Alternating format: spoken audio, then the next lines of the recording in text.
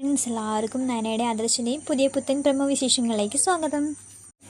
അപ്പോൾ അനാമിക തിരിച്ച് അനന്തപുരിയിലേക്ക് വരികയാണ്. എന്നിട്ട് ജാനകിയോട് പറയുകയാണ്, ഇവിടുത്തെ ആൾക്കാരുടെ സ്വഭാവത്തിലൊന്നും ഒരു മാറ്റവും. ഞാനിപ്പോൾ ഹോസ്പിറ്റലിൽ പോയപ്പോൾ കണ്ടത് എന്താണെന്നറിയോ, അനിയ നന്ദുവിനോട് സംസാരിച്ചുകൊണ്ട് നിൽക്കുന്നതാണ്. ഇവിടുത്തെ രണ്ട് പെണ്ണുങ്ങളുടെ വിചാരം എന്താണെന്നറിയോ, എന്നെ എങ്ങനെയെങ്കിലും പുകച്ച് പുറത്ത് ചാടിച്ചിട്ട് അവരുടെ അനിയത്തീനെ ആ സ്ഥാനത്ത് പ്രതിഷ്ഠിക്കാനാണ് അവരുടെ മനസ്സിലിരിപ്പ് എന്നൊക്കെ പറയുകയാണ്. അപ്പോൾ ഇത് കേട്ടുകൊണ്ട് നവ്യ വരുന്നുണ്ട്. അപ്പോൾ ഇത് കണ്ടുവരുന്ന നവ്യയോട് ജാനകി പറയാണ്, നിൻ്റെ അനിയത്തി അവിടെ ഉണ്ടല്ലോ, എൻ്റെ മോൻ്റെ ചെവി തിന്നുകൊണ്ടിരിക്കുകയാണ്. ആരൊക്കെ ഇവിടുന്ന് പുറത്ത് പോയാലും അനാമിക മോൾ മാത്രം ഇവിടുന്ന് പുറത്ത് പോവില്ല. നിങ്ങളെ രണ്ട് പേരെയും ഞാൻ പുകച്ച് പുറത്ത് ചാടിക്കുന്നു പറയുകയാണ്. അപ്പോൾ ഇതൊക്കെ കേൾക്കുമ്പോൾ നവ്യയ്ക്കൊണ്ട് ദേഷ്യം വരുന്നുണ്ട്. പക്ഷെ നവ്യ ഒന്നും മിണ്ടുന്നില്ല.